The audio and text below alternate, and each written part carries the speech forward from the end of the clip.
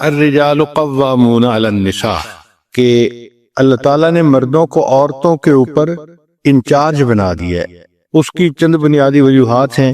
ایک وجہ تو یہ ہے کہ عورت کو پروٹیکشن مرد ہی دیتا ہے۔ عورت کمزور ہے، اس کو اپنی جان کی بھی حفاظت کرنی ہے، مال کی بھی حفاظت کرنی ہے، عزت آبرو کی بھی حفاظت کرنی ہے۔ اب یہ تینوں کام کرنے کے لیے اس کو مرد کی ہیلپ چاہیے، لہذا اللہ رب العزت نے مرد کو ذمہ دار بنا دیا کہ گھر کے سارے کاموں کے لیے آپ ذمہ دار ہیں۔ اور حدیث مبارکہ میں ہے کہ مرد جو فیصلہ بھی کرتا ہے اس میں برکت اس کے ساتھ ہوتی ہے، کیونکہ وہ گھر کا امیر ہے اور امیر کے فیصلے میں برکت ہوتی ہے۔ ہو سکتا ہے کہ میاں بیوی میں سے عورت زیادہ ذہین ہو اور مرد کم لکھا پڑھا ہو یا کم ذہین ہو، لیکن جو برکت ہے وہ مرد ہی کے فیصلے میں ہوگی۔ تو عقلمند عورتیں اپنے مرد کے ذریعے سے فیصلے کروا لیتی ہیں تاکہ ان کے فیصلوں میں برکت آ جائے۔ عورت بہت عقلمند سمجھدار ہوتی ہے مگر جذبات کی رو میں جلدی بہہ جاتی ہے۔ اگر اس کے اندر یہ جذباتی پنا نہ ہوتا تو نہ وہ خاوند کو بہت محبت دے سکتی اور نہ وہ اپنے بچوں کو پیار دے سکتی۔ یہ اس کی ضرورت تھی کہ اس کے اندر جذبات کا پہلو غالب ہوتا، تبھی تو بیچاری بچے ہونے کے بعد دن رات ہلاک ہوتی ہے، نہ اسے کھانے کی فکر، نہ پینے کی فکر، نہ اپنے سونے کی فکر، ہر وقت اپنے بچے کی خاطر کام کے لیے تیار ہوتی ہے، اپنے آپ کو کھپا دیتی ہے بچے کی خاطر، کس لیے کہ بچے کی محبت دل میں ہوتی ہے۔ ورنہ تو اگر اس کے اندر یہ جذبات سٹرونگ نہ ہوتے، فیلنگ سٹرونگ نہ ہوتی، تو بچے کی پیدائش کے بعد خاوند سے کہتی تمہارا بچہ ہے، اب اس کو کسی کے ذمہ لگاؤ کہ وہ پالے، اور خود ایک طرف ہو جاتی۔ مگر اللہ تعالیٰ نے آسانی فرما دی کہ ماں کے دل میں بچوں کی محبت ڈال دی، اس لیے وہ 24 گھنٹے کی باندھی ہوتی ہے اپنے بچوں کے لیے۔ نبی علیہ السلام نے ارشاد فرمایا خیرکم خیرکم لأہلہ، کہ تم میں سے سب سے بہتر وہ ہے جو تم میں سے اپنے اہل خانہ کے لیے بہتر ہے۔ یعنی کسی مرد کی اچھائی کا اندازہ اس کے بزنس سے نہیں لگائیں گے، اس کے دوستوں کی محفل سے نہیں لگائیں گے، بلکہ اس کی اچھائی کا اندازہ اس سے لگائیں گے کہ یہ اپنے اہل خانہ کے ساتھ کتنے اچھی زندگی گزارتا ہے، اچھے اخلاق کی زندگی گزارتا ہے، بیوی کے ساتھ محبت سے پیش آئے، اپنے بچوں کو اچھی طرح ان کی نگرانی کرے، ان کی مدد کرے، ان کی ضروریات کو پورا کرے، اور گھر کے لوگوں کے لیے رحمت کا سبب بن کے رہے، تو ایسا خاوند بہترین خاوند ہوتا ہے۔ پھر انسان زندگی میں پیسہ خرچ کرتا ہے، اس کو ثواب ملتا ہے، مثلا غریب کو دے دیا تو صدقے کا ثواب مل گیا، مسجد بنا دی صدقے کا ثواب مل گیا۔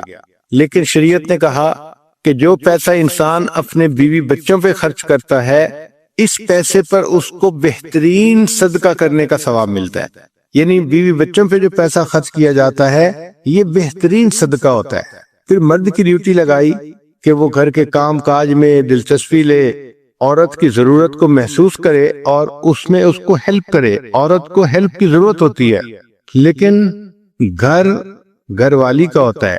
عورت کو گھر والی اس لیے کہتے ہیں کہ عورت کے ہی وجہ سے گھر آباد ہوتا ہے اور عورت ہی کی وجہ سے گھر برباد ہوتا ہے۔ ہماری والدہ صاحبہ فرمایا کرتی تھیں کہ مرد اگر کسی لے کر، کدال لے کر اپنے گھر کو برباد کرنا چاہے تو وہ نہیں برباد کر پاتا، عورت اگر سوئی لے کر اپنے گھر کو برباد کرنا چاہے تو جلدی کر لیتی ہے۔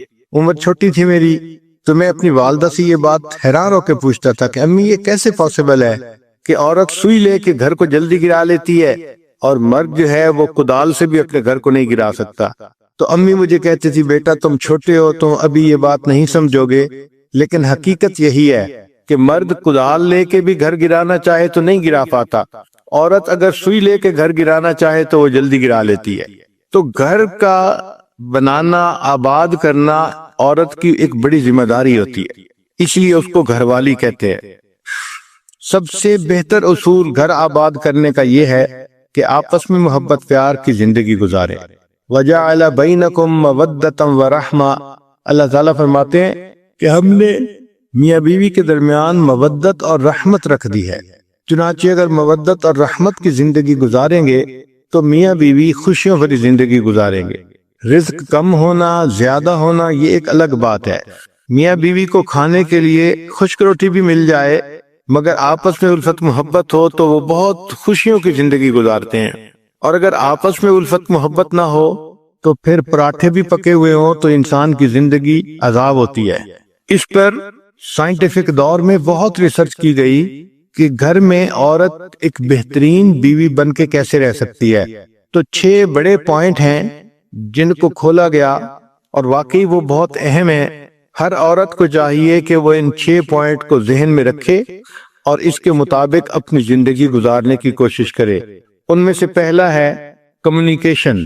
کمیونیکیشن کہتے ہیں کہ خاوند کو اپنا مطمع نظر پہنچانا، سمجھانا، بتانا.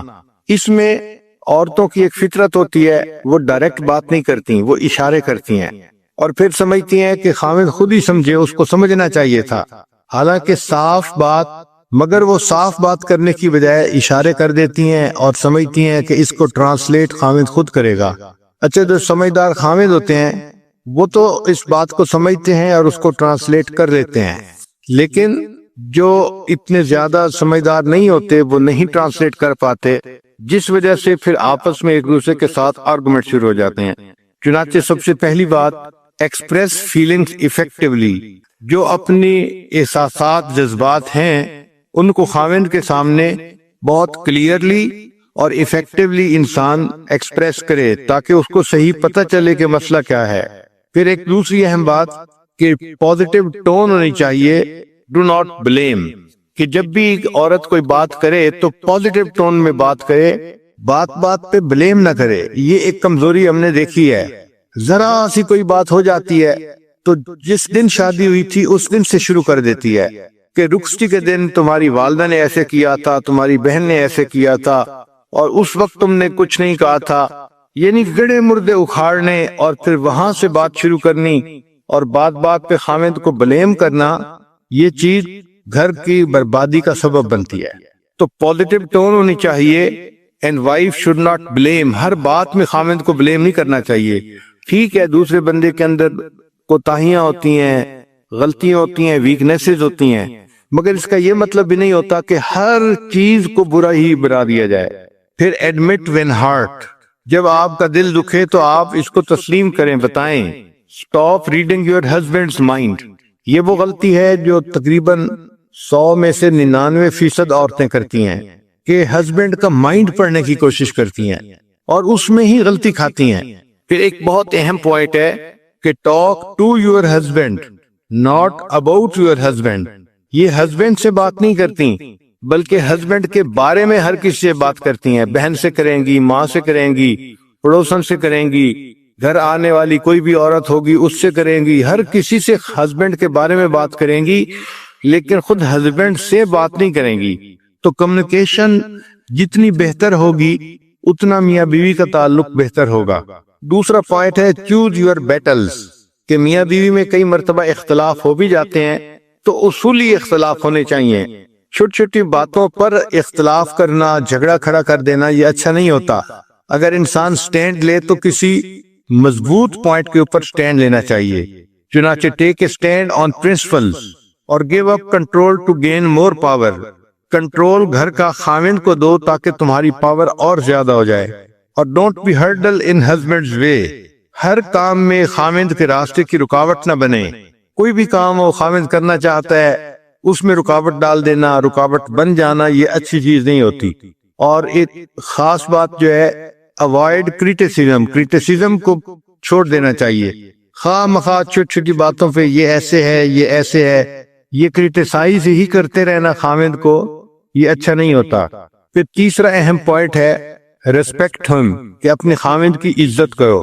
بہت ساری عورتیں اپنے خاوند کو ایک بڑی عمر کے لڑکے کی طرح ڈیل کرتی ہیں کہ یہ بڑی عمر کا بچہ ہے.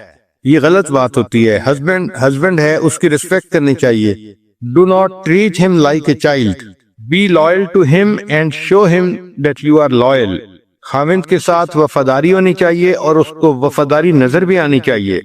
بیوی کی ذمہ داری ہے کہ she should try to win the heart of the husband. کہ ہسبینڈ کا دل جیتے، ہسبینڈ کے دل میں اپنی محبت کو پیدا کرے. بی کنسٹرکٹیو سوچ ہونی چاہیے اور ایک اور اہم پوائنٹ ہے کہ اگر خاوند سے کوئی بات کرنی ہے تو first point out his good things, پہلے اچھی باتوں کی نشاندہی کرو، دین پوائنٹ آؤٹ ہز مسٹیکس، پھر اس کی ویکنیسز کو بتائیں۔ مگر ہوتا کیا ہے کہ جب اس نے بات کرنی ہوتی ہے تو یہ ایسے بات کرتی ہے کہ لگتا ہے کہ اس مرد کے اندر تو کوئی دنیا کی خوبی ہے ہی نہیں، ساری جہان کی برائیاں اسی کے اندر آ گئی ہیں۔ نبی علیہ الصلوۃ والسلام نے حضرت عبداللہ ابن عمر لانو کو بتانا سمجھانا تھا کہ آپ تہجد کی پابندی کیا کرو۔ وہ جوان العمر تھے اور جوان لڑکوں کی نیند کافی گہری ہوتی ہے، اٹھنا مشکل ہوتا ہے، تو نبی علیہ السلام ان کو سمجھانا چاہتے تھے۔ تو حدیث مبارکہ میں ہے کہ نبی السلام نے فرمایا کہ عبداللہ ابن عمر کتنا اچھا آدمی ہے اگر یہ تہجد کی بھی پابندی کرے۔ مطلب یہ کہ پہلے اس کی تعریف کی کہ جو اچیومنٹس ہیں ان کا اعتراف کریں، اور پھر اس کو بتایا کہ اس کو امپروومنٹ کیا کیا کرنی ہے۔ پوری زندگی میں یہ بہترین دستور ہے کہ پہلے جو اچیومنٹس ہیں ان کا اعتراف کرو اور پھر اس کے بعد اس کی مسٹیک کو بھی مینشن کر دو۔ نبی علیہ السلام نے ارشاد فرمایا اگر مخلوق کو سجدہ کرنے کی اجازت ہوتی تو میں بیوی کو حکم دیتا کہ وہ اپنے خاوند کو سجدہ کرے۔ اس سے اندازہ لگانا چاہیے کہ شریعت کی نظر میں خاوند کی رسپیکٹ کتنی زیادہ ہے۔ وہ عورتیں بہت خوش نصیب ہوتی ہیں جو اپنے خاوندوں کی رسپیکٹ کرتی ہیں اور اس ذریعے سے اپنے رب کی جو ہے وہ پسندیدہ بندیاں بن جاتی ہیں۔ حدیث مبارکہ ہے کہ نبی علیہ السلام کے زمانے میں ایک صحابی کی شادی ہوئی تو ایک ڈبل سٹوری گھر تھا، تو نیچے ماں باپ رہتے تھے عورت کے، اور اوپر کی سٹوری پہ ہسبینڈ اپنی وائف کے ساتھ رہتا تھا۔ چنانچہ ایک مرتبہ ہسبینڈ کو کسی تجارتی سفر میں جانے کی ضرورت پیش آئی تو اس نے میک شور کیا کہ گھر کے اندر ضرورت کی ہر چیز ہو۔ پھر جب الوداع ہونے لگا تو بیوی کو نصیحت کی کہ دیکھو تم نے اوپر سے نیچے نہیں اترنا۔ بیوی نے کہا ٹھیک ہے، ہسبینڈ چلا گیا۔ اب بیوی اوپر کی سٹوری میں رہ رہی ہے، اللہ کی شان کہ اس کے والد بیمار ہو گئے۔ اب یہ ایسا کلوز رشتہ ہے کہ انسان کا دل چاہتا ہے کہ اپنے والد کے پاس بیٹھے، اس کی تیمارداری کرے، خبرگیری کرے، خدمت کرے، مگر وہ عورت نیچے اتر ہی نہیں سکتی تھی چونکہ ہسبینڈ نے کلیئر لفظوں میں کہہ دیا تھا کہ آپ نے نیچے نہیں اترنا۔ اب جب وہ نیچے نہیں اتر سکتی تھی تو اس نے نبی علیہ السلام کی خدمت میں پیغام بھیجا، اے اللہ کے حبیب صلی اللہ علیہ وسلم، میرے خاوند جب سفر پر جانے لگے تو انہوں نے کلیئر لفظوں میں مجھے کہا تھا کہ تم نے نیچے نہیں اترنا، لیکن اب سچویشن ایک نئی ڈیویلپ ہو گئی ہے کہ میرے والد بیمار ہو گئے ہیں، تو کیا میں ان کی تیمارداری کے لیے نیچے اتر سکتی ہوں؟ نبی علیہ السلام نے فرمایا کہ نہیں، جو تمہیں تمہارے خاوند نے کہا تم اسی پر عمل کرو۔ چنانچہ وہ عورت نیچے نہیں اتری۔ والد کی طبیعت خراب ہوتی گئی حتیٰ کہ والد کی وفات ہو گئی۔ اب والد کی وفات ہو گئی، اللہ کے پیارے حبیب صلی اللہ علیہ وسلم اگر چاہتے تو فرما سکتے تھے کہ ٹھیک ہے یہ ایک نئی صورت ڈیویلپ ہو گئی ہے، اب میں تمہیں اجازت دیتا ہوں کہ تم نیچے اتر آؤ اور اپنے والد کا چہرہ دیکھ لو۔ مگر نبی علیہ السلام نے ایسا نہیں کیا، بلکہ یہی فرمایا کہ نہیں، چونکہ خاوند نے کہا تھا نیچے نہیں اترو تو آپ نیچے مت اترو۔ اب اس کی والد کو نہلایا گیا، کفن دیا گیا اور اس کا جنازہ گھر سے نکلا، اور یہ خاتون، یہ لڑکی ایسی تھی جو اپنے باپ کا آخری دفعہ چہرہ بھی نہیں دیکھ سکی۔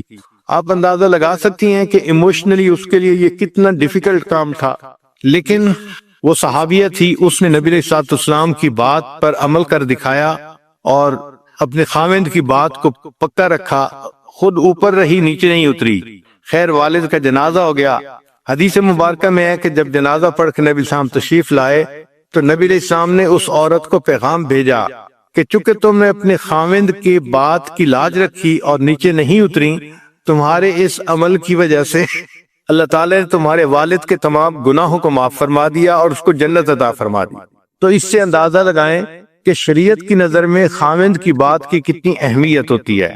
تو پہلا پوائنٹ ہے کمیونیکیشن صاف ہونی چاہیے اور بہتر ہونی چاہیے۔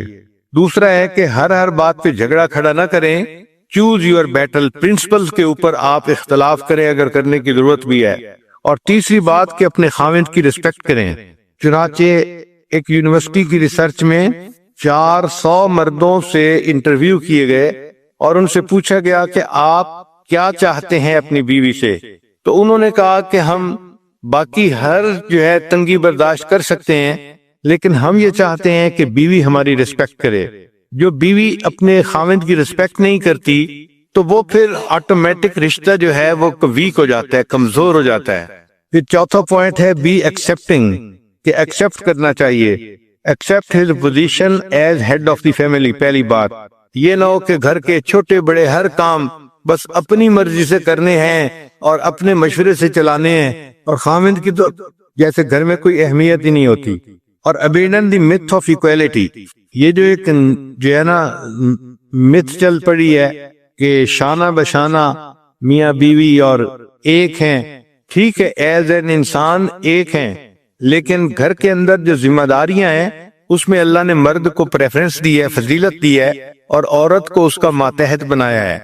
حدیث مبارکہ میں ہے کلکم راعٍ وکلکم مسئول عن رعیتہ، تم میں سے ہر بندہ ایک چرواہا ہے اور اس سے اس کی جو ہے وہ رعیت کے بارے میں اللہ تعالیٰ قیامت میں سے بیوی اور بچوں کے بارے میں قیامت کے دن سوال کیا جائے گا، اور بیوی سے بچوں کے بارے میں سوال کیا جائے گا کیونکہ وہ بچوں کی نگران ہے۔ یہ 2014 میں ریسرچ شائع ہوئی اور یہ کتاب دنیا میں اتنی پاپولر ہوئی کہ اس کو بک آف دی ایئر کا ایوارڈ بھی دیا گیا، اور اس بک میں یہ مینشن کیا گیا کہ بیوی اگر چاہتی ہے کہ گھر آباد رہے تو اس کو چاہیے کہ وہ اپنے ہسبینڈ کی ریسپیکٹ کرے۔ پھر پانچواں point let go of responsibility of finance, کہ جو گھر کے اخراجات ہیں اس مسئلے میں عورت خود ذمہ داری نہ لے بلکہ یہ خاوند ہی کے سر پہ رکھے کہ گھر کے اخراجات کو وہی چلائے۔ ایک پوائنٹ بڑا اہم ہے کہ let your husband be childrens father, کہ اپنے ہسبینڈ کو بچوں کا باپ بننے دو۔ ہوتا کیا ہے کہ ماں خود تو بچوں کو مار بھی لیتی ہے، کچھ نہیں ہوتا، اور اگر خاوند ذرا سخت آواز سے بچوں کو بلا لے تو تڑپ جاتی ہے، جھگڑا شروع کر دیتی ہے، چھوٹا بچہ ہے آپ اس کا خیال نہیں کرتے، آپ کو تو بچوں سے محبت ہی نہیں، پیار ہی نہیں۔ بھائی ڈانٹ ڈپٹ کرنا یہ زندگی کا حصہ ہے، تو مرد کئی مرتبہ ایسی بات کر جاتا ہے، اس پر صبر ہی جو ہے کرنی چاہیے، عورت کو پیشنس اختیار کرنی چاہیے۔ تو اپنے ہسبینڈ کو بچوں کا باپ بن کر رہنے دو۔ پھر discuss with him how to raise children, اگر بچوں کی تربیت کرنی ہے تو اپنے ہسبینڈ کے ساتھ ڈسکس کریں کہ ہمیں کن کن باتوں کا خیال کرنا چاہیے تاکہ ہمارے بچوں کی تربیت اچھی ہو سکے۔ Let your husband value your problem, پھر اگر کوئی بات ہے تو try to understand the viewpoint of your husband, اپنے ہسبینڈ کے ویو پوائنٹ کو سمجھنے کی کوشش کرو۔ کئی مرتبہ عورتیں جذبات میں آ جاتی ہیں اور اگلے کا ویو پوائنٹ سمجھنے کی کوشش ہی نہیں کرتی، بس جو ہاں کر رہی ہوتی ہیں اسی کے اوپر جمی رہتی ہیں۔ پھر ایک اور اہم نکتہ کہ be open minded in an argument, اگر کوئی آرگومنٹ ہو بھی گیا ہے تو اس میں اوپن مائنڈیڈ بات کریں، یعنی اگلے کا ویو پوائنٹ بھی سمجھنے کی کوشش کریں کہ اگلا کیا کہہ رہا ہے۔ پھر ایک اور اہم بات کہ برنگ اپ ایشوز ایٹ رائٹ ٹائم، اگر کوئی مسئلہ ڈسکس بھی کرنا ہے تو اس کو صحیح ٹائم پہ ڈسکس کرنا چاہیے۔ اس میں عورتیں بہت زیادہ غلطی کرتی ہیں، وہ مسئلے کو بچوں کے سامنے کئی دفعہ ڈسکس کرنا شروع کر دیتی ہیں، یا اس وقت ڈسکس کرتی ہیں جب خاوند بہت تھکا ہوا ہوتا ہے یا وہ بہت زیادہ کسی کام کے اندر بزی ہوتا ہے۔ یہ تینوں اوقات مسئلے ڈسکس کرنے کے لیے اچھے اوقات نہیں ہیں۔ جب بچے سامنے ہو، جب ہسبینڈ ٹائرڈ ہو یا ہسبینڈ بزی ہو، تو ان تین ٹائم میں کوئی مسئلہ ڈسکس نہیں کرنا چاہیے۔ جب وہ پاس بیٹھے ہے، ریلیکس ہے اور بچے بھی پاس نہیں ہے، اس وقت مسئلہ ڈسکس کرنا چاہیے۔ پھر ایک اور نقطہ کہ ہیو ریئلسٹک ایکسپیکٹیشنز، میاں بیوی کو ایک دوسرے سے ایکسپیکٹیشنز جو ہے وہ ریئلسٹک رکھنی چاہیے۔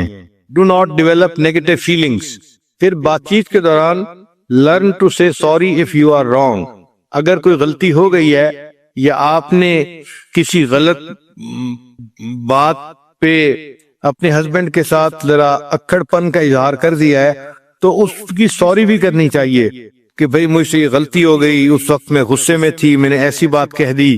مگر سوری کرنا تو ایک بہت ہی مشکل کام ہوتا ہے۔ پھر میاں بیوی کی ازدواجی زندگی میں رول ود دی چینجز کے ساتھ عورت کو بھی چینج ہونا چاہیے۔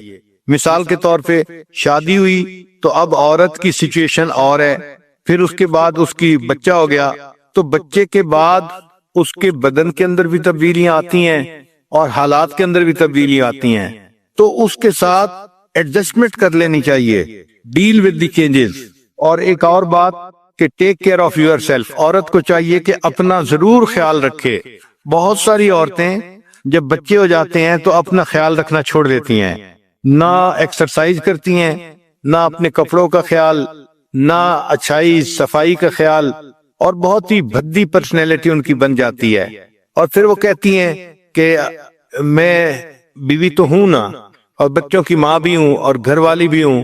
بھئی آپ سب کچھ ہیں، مگر خاوند کی نظر میں اچھا لگنا، خوبصورت لگنا یہ عورت کی ذمہ داری ہوتی ہے، اور شریعت نے اس کو جائز قرار دیا ہے۔ اس لیے عورت اپنے صاف ستھرا رہنے کے لیے کپڑے خریدے، جیولری خریدے یا کوئی پرفیوم خریدے تو شریعت مرد کو حکم دیتی ہے کہ وہ بیوی کو یہ چیزیں پرووائڈ کرے۔ اور چھٹا سوال یہ ہے، چھٹا نقطہ سب سے بیسٹ ہے کہ be your husband's best friend, اپنے ہسبینڈ کی بہترین دوست بن کے رہو۔ ایسی ایکویشن خاوند کے ساتھ رکھو کہ خاوند کو ذرا سی کوئی بات پیش آئے تو وہ سب سے پہلے آ کے آپ کے ساتھ ڈسکس کرے۔ اور یہ چیز تب ہوتی ہے کہ جب ڈیفیکلٹ ٹائم میں عورت اپنے ہسبینڈ کے لیے سپورٹ بنے اور اس کی اچھی باتوں کی تصدیق کرے۔ اکثر عورتیں جو شکوے کرتی ہیں خاوند توجہ نہیں دیتے، گھر میں پریشانی ہے اور ایسا ہے، وہ اپنے آپ سے ایک کوسچن پوچھیں کہ کیا میں اپنے ہسبینڈ کی بیسٹ فرینڈ ہوں؟ تو ان کا دل گواہی دے گا کہ آپ کہاں بیسٹ فرینڈ، آپ تو اپنے ہسبینڈ کی دشمن بن کے زندگی گزار رہی ہیں۔ پھر آگے ہے 15 secrets of happily married women, جو ازدواجی زندگی خوشیوں والی گزار رہی ہوتی ہیں ان عورتوں کے لیے 15 پوائنٹ خاص۔ پہلا پوائنٹ کہ ایک امریکن یونیورسٹی کی 27 ایئرز کی ریسرچ ہے، 27 سال اس کے اوپر ریسرچ کی گئی، تو انہوں نے لکھا کہ خوشگوار ازدواجی زندگی کے لیے عورت کو آدھے گھنٹے کی exercise, half an hour exercise daily کرنی چاہیے تاکہ اس کی باڈی فٹ رہے اور وہ صحت مند زندگی گزار سکے۔ اور دوسرا یہ کہ عورت کو چاہیے کہ مناسب کھانا کھائے، اچھی نیوٹریشن حاصل کرے تاکہ اس کے بدن کے اندر طاقت رہے۔ بعض بچیاں سمارٹ ہونے کے شوق میں اتنی زیادہ ڈائٹنگ کرتی ہیں کہ ان کے لیے اٹھ کے کھڑے ہونا مشکل ہو جاتا ہے، پھر کہتی بھی ہے میں اٹھ کے کھڑی ہوتی ہوں تو میرا سر چکراتا ہے۔ پھر تیسرا point, take care of your appearance, اپنی اپیئرنس کا خیال رکھنا چاہیے، مگر اس میں بھی ایک بجٹ ہونا چاہیے۔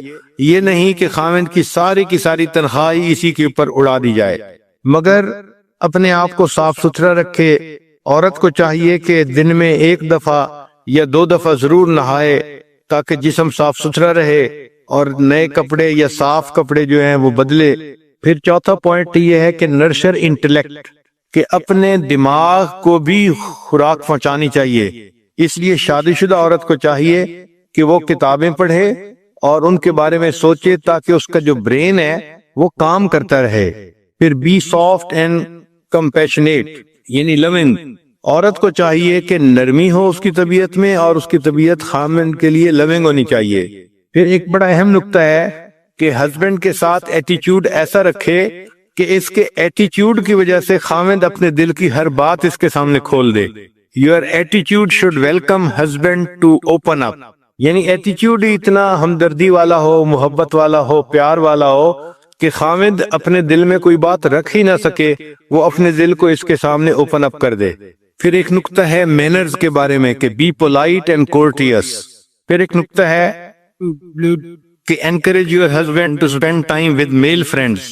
ہسبینڈ کو کہنا چاہیے کہ وہ مردوں کے ساتھ اپنا وقت گزارے، جیسے جماعت کے ساتھ جائے اللہ کے راستے میں، یا مجالس کے اندر جائے، علماء کے درس قرآن، درس حدیث، ان محفلوں میں جائے۔ تو اپنے ہسبینڈ کو کہنا چاہیے۔ بعض ہسبینڈ گھر کے اندر لیٹے پڑے رہتے ہیں، سوئے رہتے ہیں، تو یہ ایک اچھی عادت نہیں ہے، اس سے انسان کی زندگی بگڑتی ہے۔ تو اس کو آپ انکریج کریں کہ بھئی آپ جائیں فلاں مجلس میں جائیں، فلاں مجلس میں جائیں، تاکہ اس کو باہر کی مجالس سے نفع اٹھانے کا موقع مل سکے۔ بعض عورتیں خاوند کو گھر سے نکلنے ہی نہیں دیتی، یہ بھی بری چیز ہے۔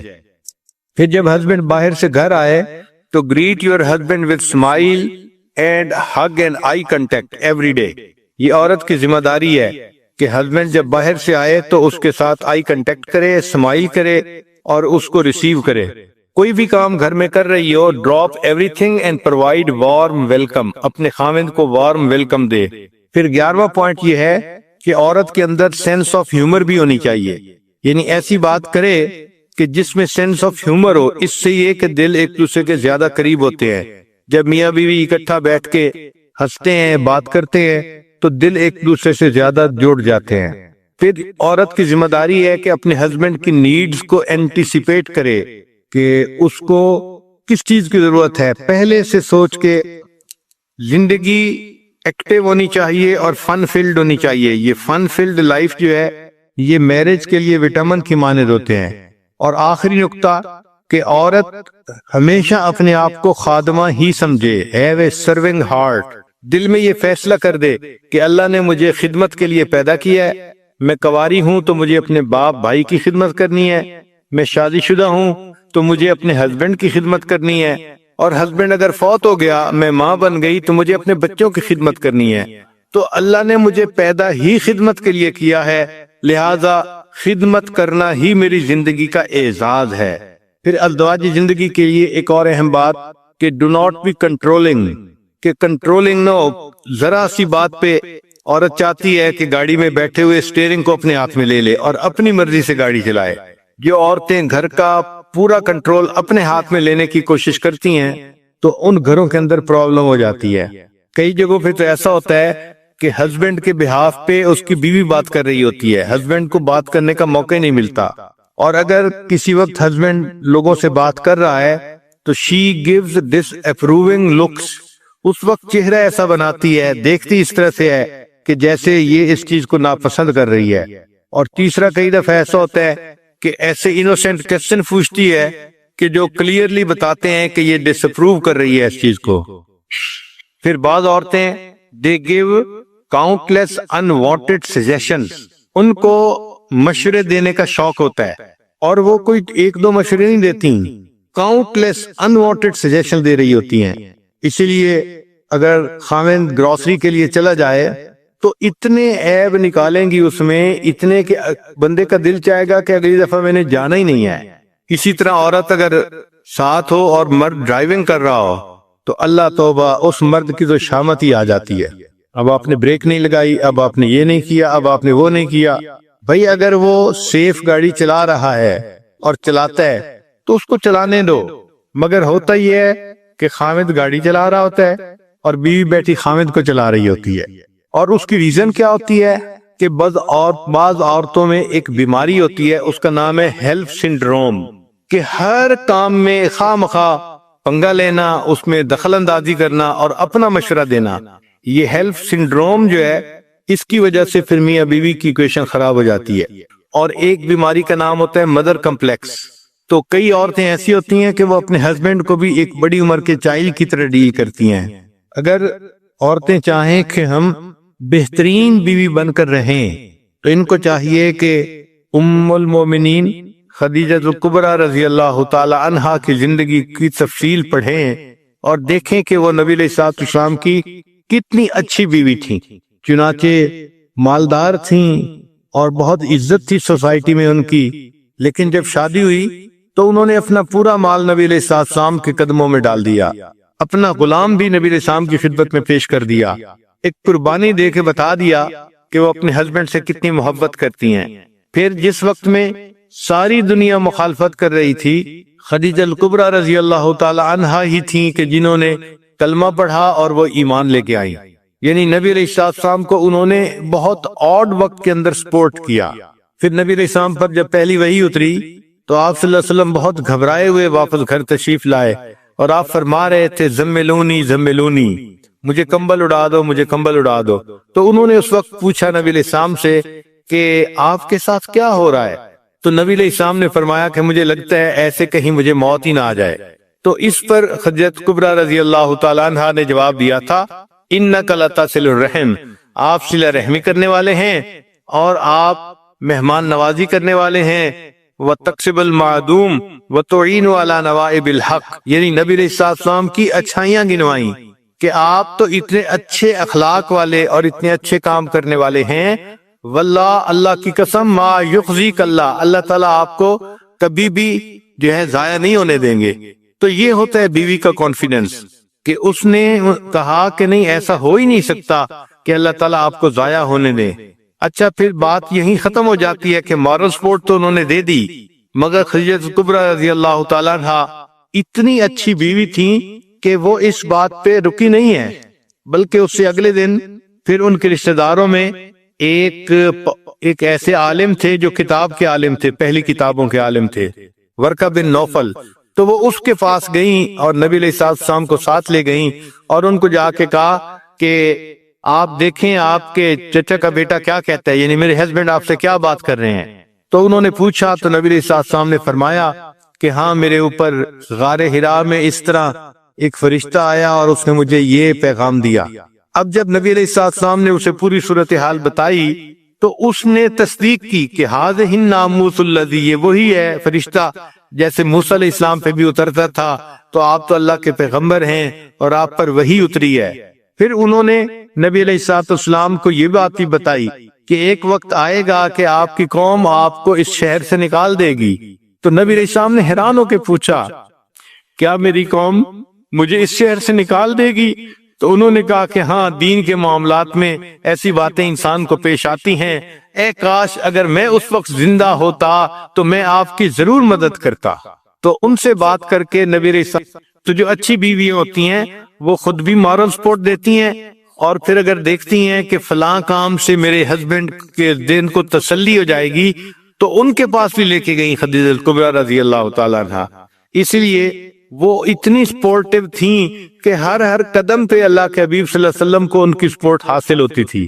پھر اس کا نتیجہ یہ نکلا کہ خدیجہ کبریٰ رضی اللہ تعالیٰ عنہا کی اتنی محبت تھی نبی علیہ السلام کے دل میں کہ عائشہ صدیقہ رضی اللہ تعالیٰ عنہا فرماتی ہیں کہ ایک مرتبہ میں نے محبت میں ناز میں آ کے یہ کہہ دیا کہ میں اتنی چھوٹی عمر کی نوجوان بیوی ہوں آپ کی، آپ کیوں خدیجہ کبریٰ ایک بوڑھی عورت کو یاد کرتے ہیں؟ تو جب میں نے یہ کہا تو نبی علیہ السلام کے چہرے انور کے یعنی اوپر جو اثرات تھے وہ بدل گئے، اور نبی علیہ السلام نے فرمایا، عائشہ تم خدیجہ کے بارے میں مجھ سے بات مت کرو، اللہ نے اس کی محبت میرے دل میں اتار دی ہے۔ اور وہ فرماتی ہیں کہ نبی علیہ السلام جب کبھی کوئی قربانی کرتے تھے تو جانور کے گوشت میں سے خدیجہ کبریٰ عنہا کی سہیلیوں کے لیے بھی جو حصہ نکالا کرتے تھے۔ اور ایک مرتبہ خدیجہ کبریٰ عنہا کی بہن ملنے کے لیے آئی اور ان کی آواز نبی علیہ السلام نے سنی تو نبی علیہ السلام کی مبارک آنکھوں میں آنسو آ گئے۔ اللہ کے حبیب صلی اللہ علیہ وسلم نے بہن کی آواز سنی تو وہ آواز خدیجہ کبریٰ عنہا کی مانے تھی، چونکہ بہنوں کی آوازیں ملتی ہیں۔ تو آواز سن کے نبی علیہ السلام کی مبارک آنکھوں میں آنسو کا آ جانا اس بات کی دلیل ہے کہ نبی علیہ السلام کے دل میں ان کی کس قدر زیادہ محبت تھی۔ تو جو اچھی بیوی ہے وہ ایسی بن کے رہے کہ اس کے مرنے کے بعد بھی خاوند اس کو یاد کرے اور روئے۔ اور آج جو عورتیں چاہتی ہیں کہ جی ہمیں تو خاوند توجہ نہیں دیتے اور بات نہیں کرتے، وقت نہیں دیتے، یہ نہیں کرتے، وہ اگر ذرا سوچیں تو انہوں نے گھر کا حال ایسا بنایا ہوتا ہے کہ یوں محسوس ہوتا ہے کہ جیسے گھر کے اندر ایک دوسرے کے ساتھ ایک جنگ چل رہی ہوتی ہے۔ تو اپنے ایشوز کو محبت پیار کے ساتھ سمیٹنا چاہیے اور پازیٹیو تھنکنگ رکھنی چاہیے اور اپنے خاوند کو رسپیکٹ دینی چاہیے، اس کو ہیلپ دینی چاہیے۔ اللہ تعالیٰ گھروں کے اندر ازدواجی زندگی خوشگوار بنا دے، اور جتنے بھی لوگ پریشان ہیں، ہسبینڈ بیویوں سے پریشان ہیں، ان کی پریشانی ختم ہو جائے، بیویاں اپنے ہسبینڈ کی طرف سے پریشان ہیں، اللہ ان کی بھی پریشانی ختم کر دے۔ اور اس سلسلے میں سیدہ عائشہ صدیقہ رضی اللہ تعالیٰ عنہا کی زندگی کو بھی پڑھیں تو اس سے بھی پتہ چلے گا کہ وہ اپنے شوہر سے کتنی محبت کرتی تھیں اور کتنا ان کی جو ہے سپورٹیو تھیں۔ چنانچہ عائشہ رضی تو بہت اپنے آپ کو ایکسپریس کرنا جانتی تھیں، وہ نبی علیہ السلام کے سامنے اپنی محبت کا اظہار بھی بڑے پیارے لفظوں میں کر دیا کرتی تھی۔ چنانچہ مشہور اشعار ہیں، ثم وللآفاق شمس، انہوں نے یہ کہا کہ ایک میرا سورج ہے اور اے جہان ایک تیرا سورج ہے، لیکن تیرا سورج دن میں طلوع ہوتا ہے اور میرا سورج عشاء کے بعد طلوع ہوتا ہے، کیونکہ نبی علیہ السلام عشاء کی نماز پڑھنے کے بعد گھر تشریف لایا کرتے تھے۔ تو فرماتے ہیں اے جہان تیرا سورج دن میں طلوع ہوتا ہے اور میرا سورج تو عشاء کے بعد طلوع ہوتا ہے، اور فرماتی تھیں کہ ایک فرق ہے، اے جہان تیرے سورج پہ ایک ایسا وقت بھی آئے گا کہ اس کی روشنی ماند پڑ جائے گی، اور میرے سورج کو اللہ نے وہ نور دیا ہے جو وقت کے ساتھ ساتھ بڑھتا ہی چلا جائے گا۔ آج ہے کوئی بیوی جو اپنے خاوند کے ساتھ محبت کا اظہار اس طریقے سے کرے؟ جتنا بھی خاوند اچھا بن کے رہنے کی کوشش کرے، کہیں نہ کہیں کوئی نہ کوئی بات کا ایشو بنا کے اس کی تمام اچھائیوں کو مٹی میں ڈال دیتی ہیں، اور بس اس کو یوں محسوس کرواتی ہیں کہ اس سے برا انسان تو دنیا میں کوئی ہے ہی نہیں۔ تو بیویوں کو ایسا نہیں کرنا چاہیے، کام کو سنوارنے کی کوشش کرنی چاہیے، بگاڑنے کی کوشش نہیں کرنی چاہیے۔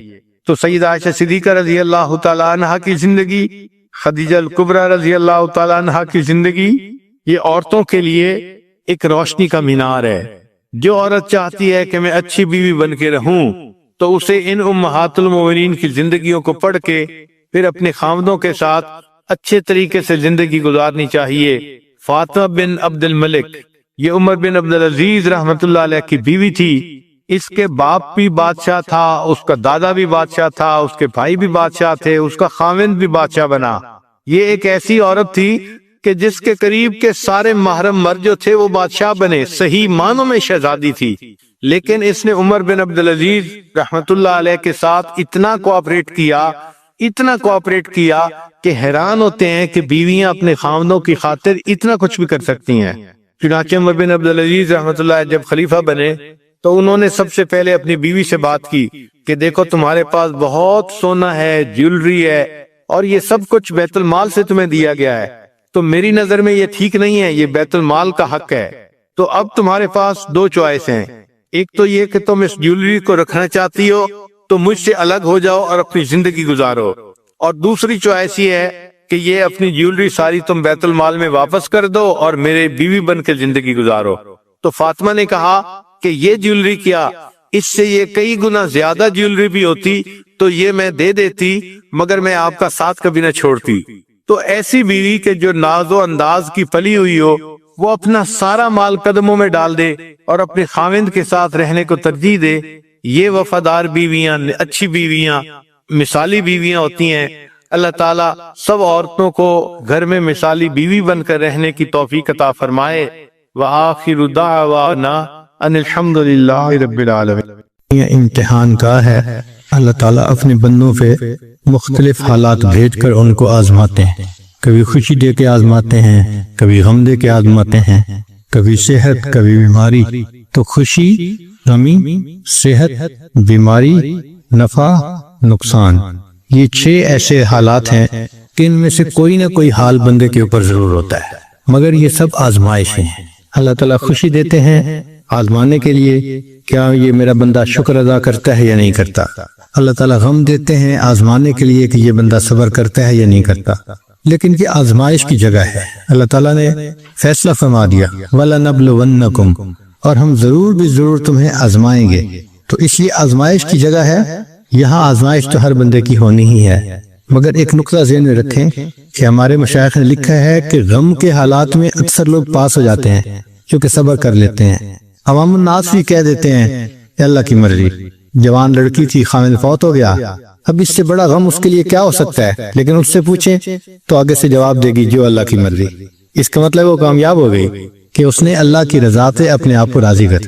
لیکن جو خوشی کے حالات ہیں ان میں اکثر لوگ فیل ہو جاتے ہیں کہ خوشی نے شکر ادا کرنا ان کو یاد نہیں رہتا۔ تو خوشی زیادہ مشکل امتحان ہے بنسبت غم کے۔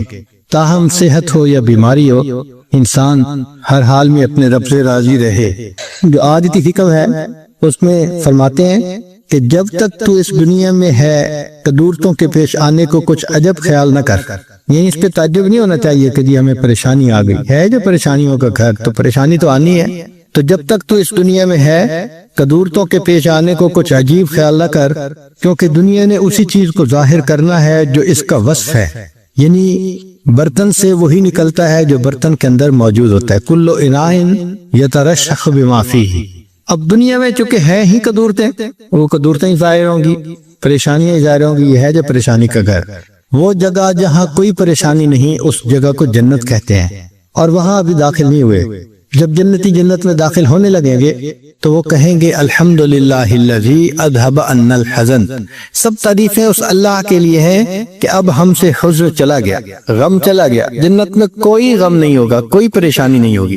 تو دنیا تو ہے ہی پریشانیوں کا گھر، اس لیے دنیا میں اگر کوئی پریشانی آئے تو اس پہ بہت پریشان ہونے کی ضرورت نہیں ہوتی، اس کو برداشت کر لینا چاہیے، یہ سوچتے ہوئے کہ یہاں تو یہ سب کچھ ہوگا ہی صحیح۔ صحابہ کرام ایک فقرہ اکثر کہا کرتے تھے کہ استقبال المصائب بالتجمل، کہ جب مصیبتیں آئیں تو ان کو اچھے طریقے سے ان کا استقبال کرو، ومواجہۃ النعم بالتذلل، اور اگر اللہ تعالیٰ نعمتیں عطا کرے تو بڑی عاجزی کے ساتھ ان نعمتوں کو آپ حاصل کریں، یعنی جب نعمتیں ہوں تو طبیعت کے اندر اس وقت عاجزی ہونی چاہیے، جھکنا چاہیے کہ اللہ نے نعمتیں عطا فرمائی ہے، اور اگر پریشانی آئے تو پھر تحمل کے ساتھ، تجمل کے ساتھ اس کا استقبال کرنا چاہیے۔ بہت لوگوں پہ بہت طرح کی پریشانی آتی ہیں، لیکن ایک بات پکی ہے کہ ہمیں اللہ نے جس حال میں رکھا ہے وہ بہت بہترین حال ہے، ہر بندے کو اللہ نے بہترین حال میں رکھا ہوا ہے۔ ایک صاحب تھے تو وہ پریشان تھے کہ جی میں تو بہت پریشان ہوں، تو ان کو کہا گیا کہ اچھا بھائی آپ ایسا کرو کہ پورے شہر میں جو آپ کو سب سے بہترین حال میں آدمی نظر آتا ہے نا، تم اس کی جیسی دعا مانگ لو۔ وہ پورے شہر میں گیا، اس کو ایک جگہ ایک جیولر نظر آیا جس کی دکان پہ گاہکوں کا تانتا بندھا ہوا تھا، بہت لوگ تھے خریدار، اور وہ اپنی جیولری بیچ رہا تھا، پیسے کما رہا تھا، اور اس کے 4-5 بیٹے تھے بہت خوبصورت نوجوان جو اس کا ہاتھ بٹا رہے تھے۔ اب اس بندے نے فیصلہ کیا کہ یہ شہر کا سب سے زیادہ خوش قسمت انسان ہے، میں اس جیسا بننے کی نیت کرتا ہوں۔ چنانچہ جب اس نے دل میں سوچ لیا تو چاہتا تھا کہ میں دعا مانگوں، پھر خیال آیا کہ میں اس سے پوچھ تو لوں کہ یہ کیسی زندگی گزار ہے، تو اس نے جا کے اس سے پوچھا کہ سنائیں جی آپ کی زندگی کیسی ہے۔ اس نے کہا کہ خدا کا واسطہ یہ کبھی دعا نہ کرنا کہ میرے جیسا بری قسمت والا انسان دنیا میں کوئی نہیں ہوگا۔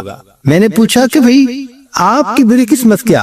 اتنا آپ کے پاس مال ہے، پیسہ ہے، عزت ہے لوگوں کی نظر میں، اتنا بڑا مکان ہے اور ہر چیز کی آپ کے پاس سہولت ہے، تو آپ کہتے ہیں کہ میرے جیسا بدقسمت کوئی نہیں ہوگا؟ اس نے کہا ہاں، جو میرے ساتھ گزر رہی ہے وہ میں نہیں بتا سکتا۔ اس نے کہا پھر بھی بتا کیا ہوا؟ اس نے کہا کہ میں تھوڑا کام کرتا تھا، کام اتنا زیادہ شروع میں نہیں تھا، تو ایک موقع پہ بیمار ہو گیا۔ اب جب بیمار ہو گیا تو نہیں، میرا کام اچھا چل رہا تھا، ایک موقع پہ میری بیوی بیمار ہو گئی۔ اب جب وہ زیادہ بیمار ہوئی تو میں اس کے پاس اس کی عیادت کے لیے بیٹھا ہوا تھا، اور میں اس سے محبت کی باتیں کر رہا تھا کہ مجھے آپ سے اتنی محبت ہے اور اتنی ہے۔ وہ خوبصورت تھی، اچھی شکل کی تھی۔ اس دوران اس نے مجھے کہا کہ ہاں میں تو اب مر رہی ہوں، تو میں جیسے ہی مروں گی تو دوسری شادی کرے گا اور تو اپنی زندگی گزارے گا، مجھ سے تمہیں کیا ہے؟ کہتے ہیں کہ میں نے اسے کہا کہ نہیں میں تمہارے بعد دوسری شادی نہیں کروں گا۔ تو اس نے کہا کہ اچھا میرے بعد دوسری شادی نہیں کرو گے، اس کی کوئی مجھے یعنی کوئی ثبوت پیش کرو۔ کہتے ہیں کہ اس کی محبت میں میں اس قدر گرفتار تھا کہ ہمارے قریب کوئی حکیم رہتا تھا، تو میں نے اس سے جا کے کہا کہ بھئی مجھے کوئی ایسی دوائی کھانی ہے کہ جس کے بعد میرے اندر عورت کی جو طلب ہے وہ ہی ختم ہو جائے، شہوت ہی ختم ہو جائے۔ تو اس نے مجھے ایک دوائی دے دی اور میں نے اس بیوی کو دکھا کے وہ دوائی کھا لی۔ اس کو کھانے کے بعد میں نامرد ہو گیا، مگر اللہ کو منظور تھا، بیوی صحت مند ہو گئی۔ اب جب کچھ عرصہ وہ صحت مند رہی تو اس نے مجھ سے مطالبہ شروع کر دیا کہ بھئی تم میرے خاوند ہو تو میری ضرورت کو پورا کرو۔ اب میں ضرورت پورا کرنے کے قابل نہیں تھا، تو وہ پھر اس کے اندر بغاوت آ گئی، وہ دین سے بھی دور ہو گئی، اور اس نے ادھر ادھر حرام کے تعلقات پیدا کر لیے۔ تو کہتے ہیں کہ یہ جو 5 بیٹے تمہیں نظر آ رہے ہیں یہ میرے نہیں ہیں، یہ میری بیوی کے ہیں، مگر ہیں غیر مردوں سے۔ اب میں جب ان 5 کی شکلیں آنکھوں سے دیکھتا ہوں نا روزانہ بیٹھ کے، تو جو میرے دل سے گزرتی ہے تم اس کی تکلیف کا اندازہ نہیں لگا سکتے۔ تو کبھی دعا نہ کرنا کہ تم میرے جیسے بن جاؤ، اللہ تمہاری قسمت اچھی کرے، میرے جیسی نہ کرے۔ تو دیکھو اس بندے نے اپنی طرف سے سمجھا تھا کہ یہ سب سے دنیا یعنی شہر کا خوش قسمت انسان ہے، اور اس کو کیا پتا تھا کہ اس انسان کے ساتھ کیا بیت رہی ہے، اس کے دل پہ کیا دکھ ہے، کیا غم ہے۔ تو ہر بندہ سمجھتا ہے کہ جی بس میں بہت دکھی ہوں، دوسرے تو سب اچھے ہیں۔ نہیں، ہر ایک کی اپنی زندگی ہوتی ہے۔ بس اللہ سے یہ دعا مانگو کہ اللہ نے ہمیں جس حال میں رکھا ہے، اللہ ہمیں صبر کی توفیق عطا فرمائے، شکر کی توفیق عطا فرمائے۔ اللہ نے ہمیں بہترین حال میں رکھا ہوا ہے۔ سچی بات تو یہ ہے کہ ہم نے تو دنیا کے اندر آ کے غم کو دیکھا